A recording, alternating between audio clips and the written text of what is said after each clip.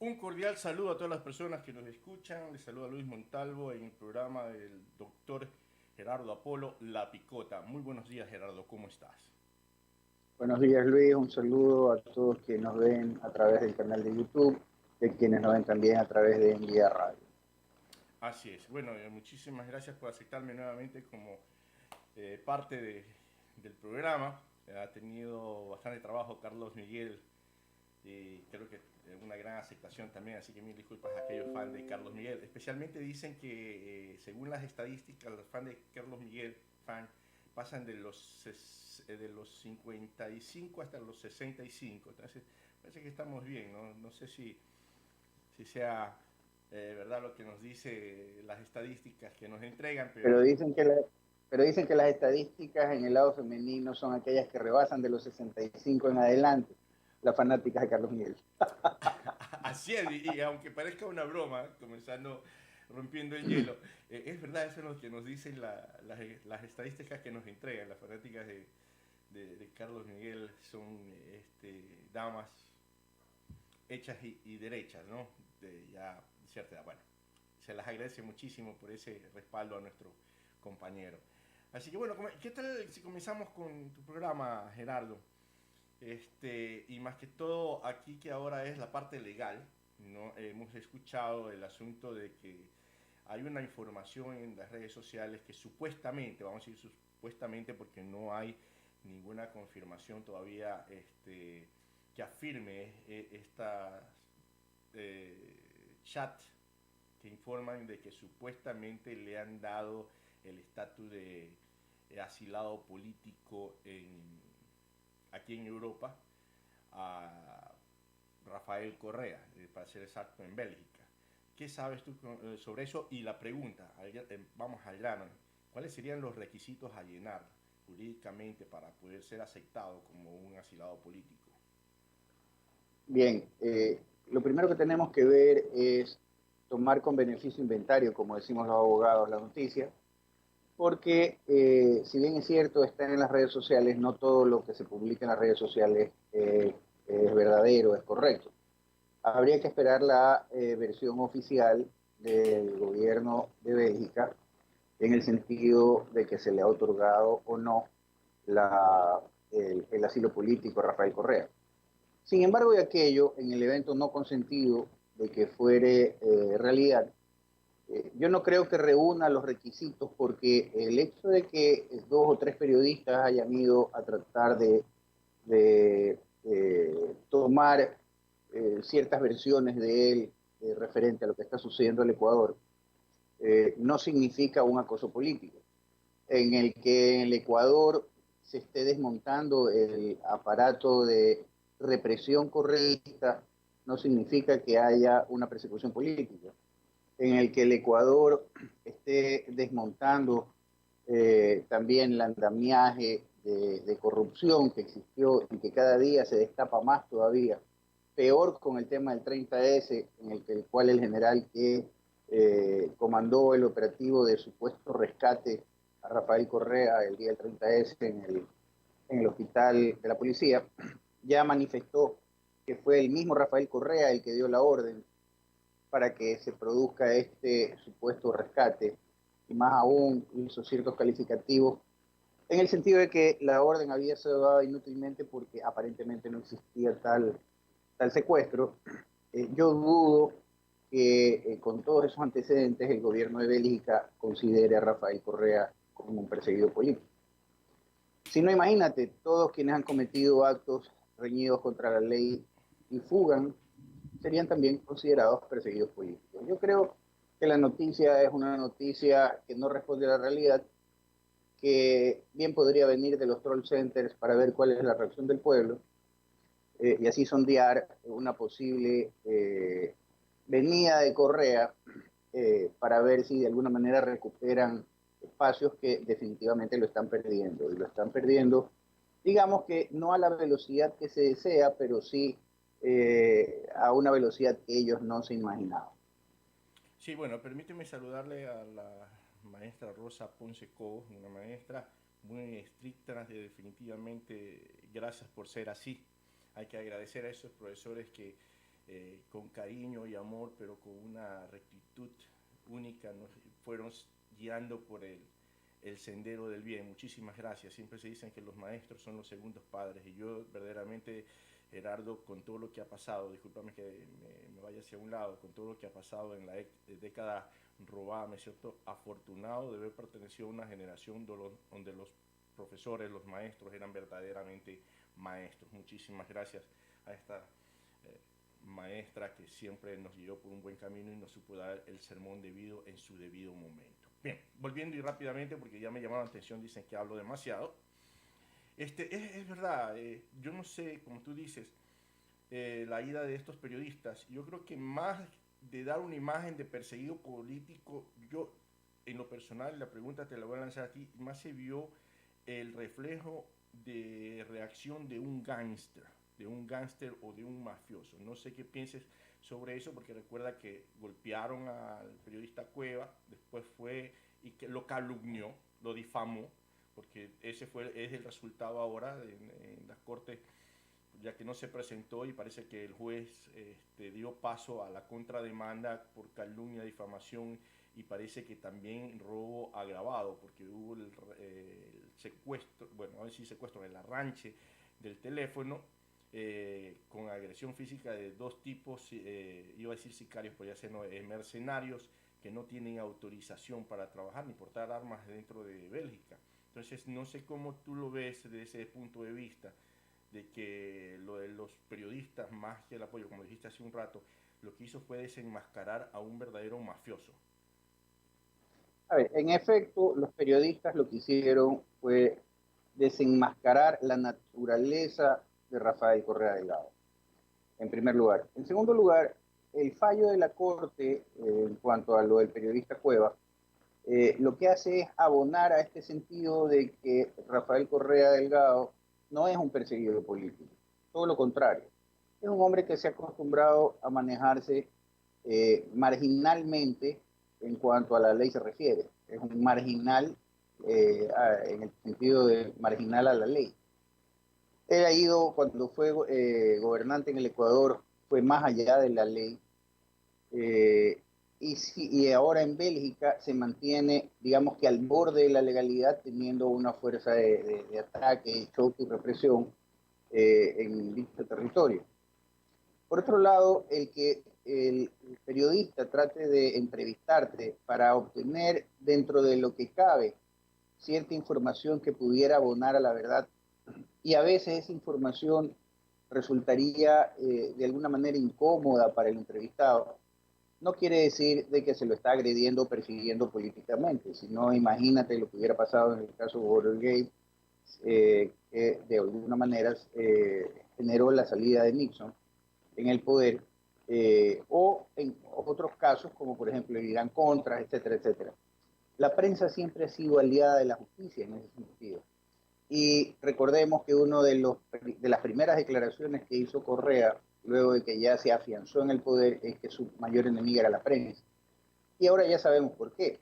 Porque la prensa estaba atrás de todos estos hechos que ahora ya se conocen y que definitivamente eran hechos que eran reñidos con la ley y que de alguna manera han develado el círculo de corrupción en el que se desenvolvió el gobierno de Rafael Correa, similar al círculo de corrupción en el que se desenvolvieron los Kirchner, Maduro, Chávez y otros del socialismo del siglo XXI. Bueno, sí, como dices, la prensa siempre ha sido una aliada de la justicia. Corrígeme si estoy equivocado. En el post pasado, o el antepasado, mejor para ser más claro y específico, muchos de los abogados cuando defendían un caso y veían que había algo raro, vamos a decir algo raro, recomendaban acudir a la prensa y que era una de las herramientas que se utilizaba para que los juicios sean justos, ¿no? Y no puede haber pues una manipulación de parte de algún conocido, entre comillas, de las autoridades que tenían que llevar un proceso. Y parece que eso fue justamente lo que trató de evitar Correa durante 10 años. Ustedes los abogados utilizaban muchísimo en el antepasado a Correa a la prensa para poder hacer que los juicios sean justos o no era necesario. A ver, tenemos que poder identificar dos momentos. La prensa está llamada a ser independiente.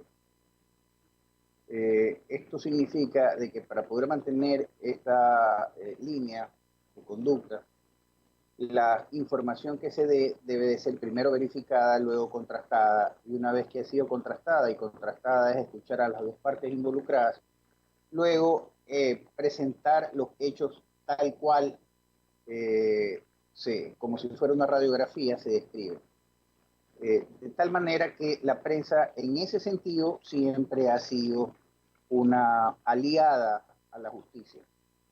Pero también es cierto de que ciertos movimientos políticos procuraron, a través de la obtención de frecuencias en radio y televisión, generar lo que se denominó desde la época del fascismo hitleriano el estado de propaganda.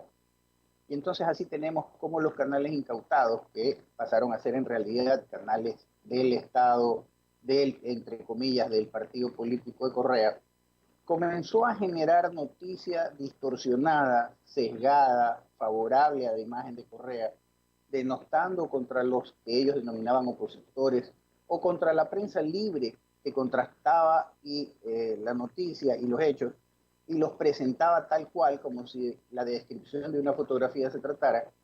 Comenzaron ellos también a desvirtuar el papel de la prensa y entonces comenzaron a lanzar noticias falsas, comenzaron a desdibujar las realidades. Y tenemos ahí también una prensa que ya no cumple su rol, sino que todo lo contrario, lo que hacía era desdibujar las realidades porque se debía a un estado de propaganda. Una vez terminado aquello, ya pasado el correato, la prensa está volviendo a lo que es su naturaleza, el ser un aliado de la justicia en el sentido de presentar los hechos, contrastando las versiones tanto de la una parte como de la otra. Bajo ese esquema, la prensa, digamos que está recuperando su rol, el cual trató de acallárselo y desaparecerlo durante los 10 años de Correa.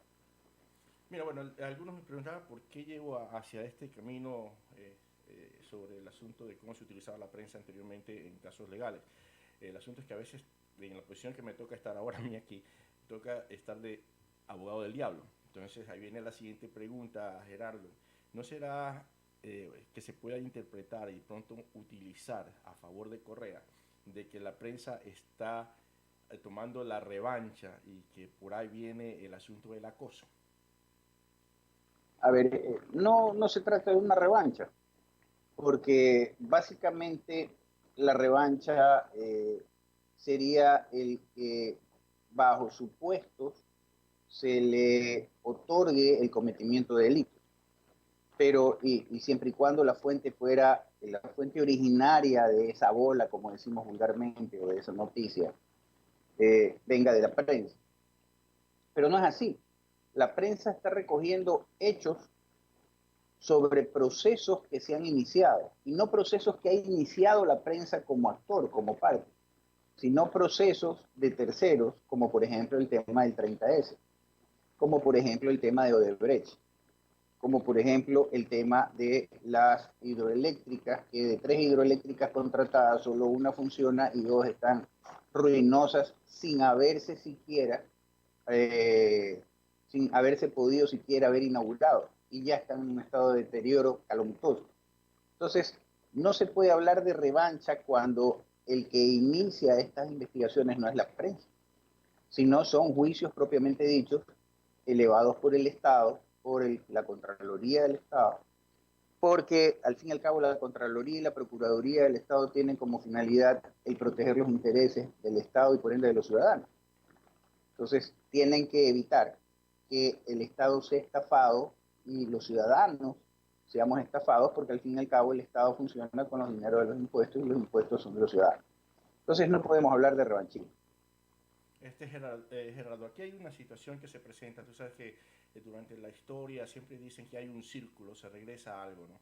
Esto de aquí me parece muchísimo, porque lo que tú hablas del Estado, prácticamente a Correa no lo están juzgando por cuestiones del Estado, sino por un delito común de secuestro, ¿no? Y esto me hace recordar en la época de los gángsters en los Estados Unidos, que ayer también tocamos un poco el tema, especialmente de Al Capone, que era un criminal que mandaba asesinar, distorsionaba, hacía, bueno, no narcotráfico, porque en esa época no se traficaba con narcóticos, sino con licor.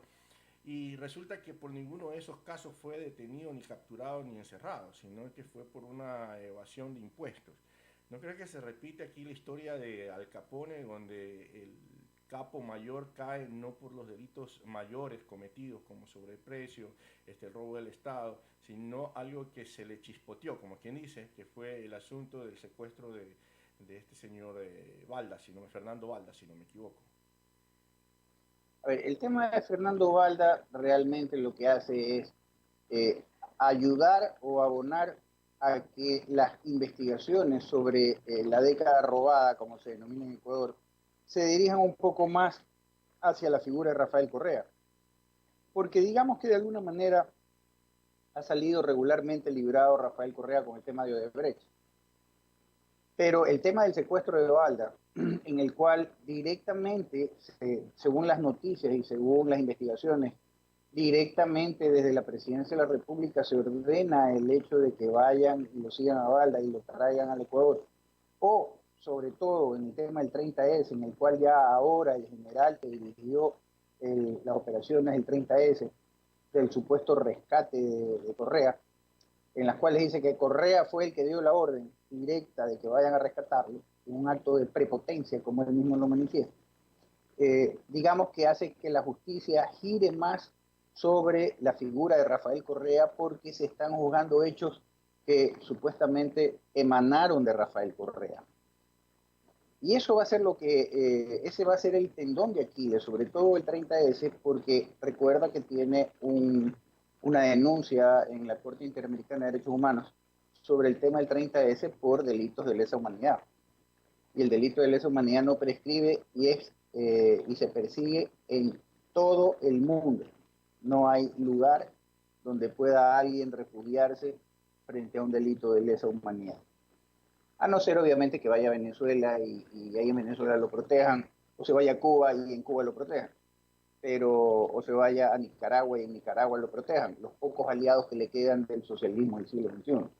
Pero en el resto del mundo lo van a seguir y lo van a seguir hasta el último de sus días en el evento de que el juicio prospere y se concluya de que efectivamente, siendo Rafael Correa el que dio la orden, una orden injustificada de liberación sobre un supuesto secuestro y que aquello generó la muerte de varios ciudadanos, ahí la cosa termina para él. Bueno, el caso del 30S, que esperemos que prospere, porque es un delito de deshumanidad. Deshumanidad. Se me trabó la lengua, mil disculpas. Prospere, porque verdaderamente tiene mucho más tiempo de la presentación del caso Valda, y Valda definitivamente viene con una aceleración increíble. Y aparte de eso, también recordemos que no solamente se lo está juzgando por este delito en Ecuador, sino que también se está juzgando el mismo delito en Colombia. O sea, ahora hay que ver cuál de los dos países logra dar una sentencia en firme y lanzar la alerta roja a la Interpol para la captura del presunto delincuente. Bueno, decimos presunto porque todavía no hay la sentencia, aunque hay inicios de culpabilidad, ¿no? Creo que así se dice, ¿no, Gerardo? Así es, indicios de culpabilidad, de responsabilidad De responsabilidad. penal. Mira, el tema del juicio en Colombia está bastante avanzado, tal es así que es justamente eh, el fundamento para que se inicie el juicio acá en Ecuador y contribuya en el Ecuador a las investigaciones por este delito. Por lo tanto, de hecho, ya en Colombia se ha juzgado a quienes participaron del hecho del secuestro. Eh, por lo tanto, digamos que el juicio de Colombia va a tener una resolución mucho más rápida porque está mucho más avanzado. Y en el Ecuador, para bien o para mal, nos encontramos en este momento, si bien es cierto, desmontando el andamiaje de protección que tenía Correa en la justicia. No es menos cierto que los que aún quedan rezagados de aquella época están impugnando o generando problemas con los nuevos jueces para así tener distraída la atención de la población en las peleas internas dentro de la judicatura más que en los hechos que estos deben de juzgar. Así es, bueno, Dando patalazos de ahogado, en resumidas cuentas, ¿no? bueno, hablando sobre el asunto del desmonte del andamiaje, del correato por protección, me das pie para preguntarte algo. ¿Qué tal te parece que el presidente Moreno haya devuelto la ley anticorrupción entregada por un asambleísta, correísta o ex creo o algo así? No, no sabría decir exactamente porque no tengo muy clara la información de quién se trata, pero sé que es un asambleísta. ¿Qué opinas sobre eso? Pero al mismo tiempo de devolver, o sea, derogar esta supuesta ley, el presidente manda una ley anticorrupción que supuestamente va también a permitir embargar las propiedades de los corruptos. ¿Qué piensas sobre esta situación? ¿O es que están tratando de meter la misma ley o la misma maña para soltar al gas, pero esta vez lo manda el presidente para decir que está yendo en contra de lo mismo, ¿no? Se podría decir. A ver, el proyecto de ley que había mandado, de lo que tengo entendido, la Asamblea, derogaba o desaparecía, por decirlo de alguna manera, la figura legal por medio de la cual Glass está apresado. En tal sentido, me parece una burla al pueblo ecuatoriano el haber pretendido incluir este hecho, es el dejar la puerta abierta para que Glass salga. Me parece bien que el presidente Moreno haya vetado esa ley. No tengo conocimiento sobre el texto de la nueva ley presentada por Moreno, pero yo creo que está bien que se incaute los bienes de aquellas personas que han cometido actos ilícitos, porque si al fin y al cabo estamos hablando haciendo un paralelismo sobre los hechos que son similares, digamos que el lavado de activos no solamente se da en el narcotráfico, sino también se da en los actos de corrupción. Y si en el narcotráfico el lavado de activos es una de las consecuencias es que el Estado incaute los bienes de quienes han cometido el lavado de activos en el narcotráfico, ¿por qué no hacerlo si es un tema similar con aquellos que han obtenido bienes injustificadamente por actos de corrupción? Pues bien podría haberse aplicado ese paralelismo. Y de ser así, yo creo que está plenamente justificado. Ahí viene la otra parte, y la otra parte es qué sucede con la administración de esos bienes, qué va a pasar con esos bienes. Y ya hemos visto que en el tema del lavado de activos se cometieron algunos desafueros, como por ejemplo cuando se les capturó o se les incautó las tierras a Ostaiza y se le incautaron ganado, caballos finos de paso y todo lo demás, cuando al final del tiempo, ¿qué pasó? Que nadie sabe qué se hicieron esos bienes, esos caballos y todo aquello. Entonces, lo que tampoco puede suceder es que haya malversación también de esos fondos o de esos bienes.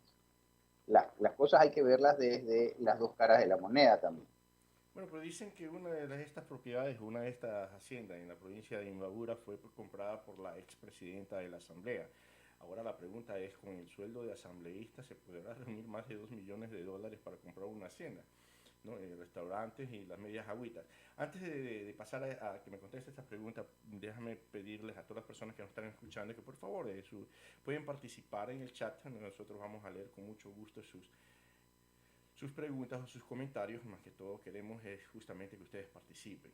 Este programa y todos los que hacemos Mira TV y Enviar Radio, de pronto va a cambiar el nombre también, lo hacemos dirigido a ustedes, así que necesitamos su participación para ir justamente creando esos vacíos que lamentablemente a veces por la situación de tiempo o porque no tenemos los medios para poder llegar, pues no podemos hacerlo. Aquí queremos hacer una conversación con ustedes y aprovechen que tenemos un excelente profesional, especialmente aquellos que tengan preguntas sobre lo laboral o constitucional, que es especialista. Así que Gerardo, bueno, volvamos al tema. La justicia, sí la pregunta sería la justicia y los órganos de control, justamente para que no vea estos delitos de lavado de activos o de corrupción. Parece que no funciona, porque la pregunta es muy sencilla. Un asambleísta tiene los ingresos suficientes como para comprarse unas propiedades de millones, o un gobernador de la noche a la mañana puede comprarse un terreno de más de 5 millones de dólares. ¿De dónde sale esa plata? ¿Cómo pueden los organismos de control eh, salir al paso? Si durante 10 años no lo han hecho y estos últimos años tampoco lo han hecho, y menos a la velocidad que deberían de hacerlo. Si bien es cierto que constitucionalmente todos somos inocentes hasta que no se demuestre lo contrario, no es menos cierto que también existe la figura de la duda razonable. Y esta es la que nace ante un hecho como el que tú relatas. Y es que con una persona que tenga un sueldo, supongamos, de 1.000 o 2.000 dólares, ¿cómo accede a una propiedad de 1 millón de dólares? Eh, Ni el resto de su vida podrá pagar esa propiedad, sobre todo en las circunstancias en las que se mueve aquí el tema inmobiliario y el tema financiero para adquirir vivienda. Entonces, es impagable una vivienda el costo de 1 millón de dólares bajo las circunstancias del mercado en cuanto a préstamos, terminarás pagando 2 millones de dólares. Y una persona con 2.000 dólares de sueldo, imagínate cuánto tiempo le toma pagar 2 millones de dólares. Entonces, bajo esas circunstancias, si bien es cierto, no podemos decir es un ladrón, pero por lo menos queda la duda razonable que de dónde habrá venido el dinero, más aún si no ha sido beneficiario de la Lotería Nacional. Y entonces no vamos a salir por ahí como un personaje conocido por todos en que dijo, es que me saqué la lotería y nunca presentó el billete ganador ni el recibo de pago de la Junta de Beneficencia. Entonces, eso genera la duda razonable. Y por lo menos con la duda razonable bien podríamos decir de que bien merece que esté bajo la mira de la justicia y por lo menos del escrutinio público. Bueno, tomas un tema muy interesante sobre el asunto de esta ganadora de la lotería. Y aquí me trae a la memoria el famoso primo Pepito Delgado, si no me equivoco, el nombre de José Delgado era, ¿no? Sí, El que donde sigue celebrando el matrimonio del hijo en sigue, Miami. sigue, buena fiesta, definitivamente. Qué pena que no nos ha invitado porque hubiéramos seguido festejando hasta el día de hoy. Sale de Correa, hace una fiesta y menciona una institución como es la Universidad Católica de Quito, diciendo que se ha graduado ahí y todo lo demás. Y la universidad, al ser mencionada, automáticamente sale con un escrito diciendo de que el señor lo que había pasado, creo que era un semestre, pero nunca se había graduado en la universidad, ni la universidad le había entregado ningún título de economista. En este caso, la Julana que estamos mencionando, sin nombrarla, que dice que se ha ganado la lotería y que en este caso de la... se me fue el nombre del organismo que mantiene la Lotería Nacional, la Junta de Beneficencia, no sale al paso diciendo, señores, nosotros no hemos entregado absolutamente nada. ¿Y dónde están nuevamente, los encargados de velar que no vea corrupción, ni lavado, ni levante de dinero y menos? A ver, esta parte vamos a aclarar un poquito. No vamos a decir Estado, sino del dinero de los ecuatorianos. Es verdad que no nos han metido la mano directamente, pero el Estado nos mete constantemente cuando pagamos impuestos y por lo tanto es dinero de todos. ¿Qué sucede ahí? ¿Dónde está la falla? ¿Y dónde está el colegio de abogados que no sale a protestar sobre este asunto de que las funciones judiciales no están actuando como deberían actuar dentro de la ley? A ver, ahí hay varias circunstancias. Y la primera de ellas es que puede que exista entre el beneficiario de la lotería y la Junta de Beneficencia un convenio eh, de confidencialidad en el cual, para seguridad del ganador del premio mayor, eh, la Junta de Beneficencia mantenga la confidencialidad de la identificación de esta persona. Podría ser, en primer lugar. Pero no es menos cierto que el deber moral de la persona que se saca la lotería, cuando es cuestionada en cuanto a los fondos, bien pueda presentar, porque al fin y al cabo es un hecho propio, presentar el recibo de que cobró el premio mayor de la lotería. ¿Me explico? El problema es dónde está el recibo. ¿Sí? No sé si soy claro en la expresión, ¿no? Claro. Bueno, pero y el colegio, bueno, dejémoslo al colegio de legales, no sea que El después me colegio, vayan a ver, a demandar a mí. el colegio, recuerda tú que Rafael Correa Delgado, entre una de las cosas que hizo para desbaratar la institucionalidad del Estado, fue justamente el generar una ley en la cual ya no hacía obligatoria la afiliación a los grupos gremiales, y el Colegio de Abogados es un grupo gremial. Ujú. Por lo tanto, digamos que desbarató de alguna manera la institucionalidad del Colegio de Abogados, y más aún lo que hizo fue politizarlo. Recordemos que uno de los movimientos políticos en los cuales se apalancó después que salió de Movimiento País Ujú. fue un movimiento político eh, de propiedad, porque así debemos de llamarlo propiamente, de propiedad del presidente del Colegio de Abogados del Guay, cuya esposa fue colaboradora muy cercana a Rafael Correa.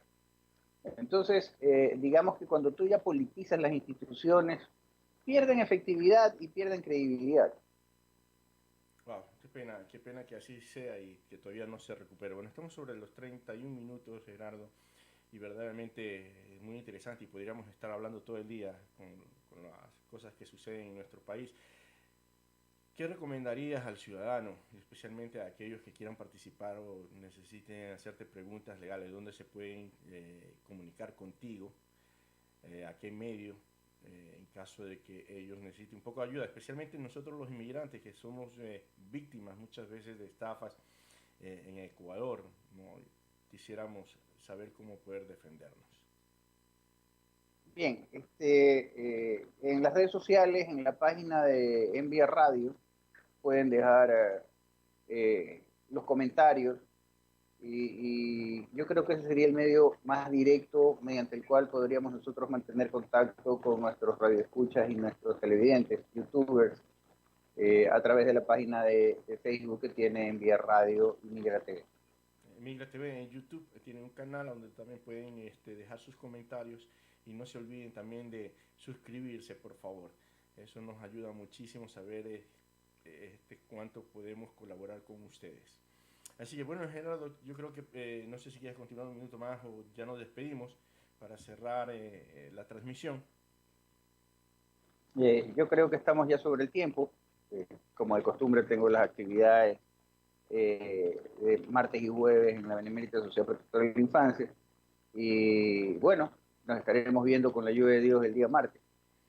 Así es, el día martes y ojalá también estemos más fuertes en las transmisiones.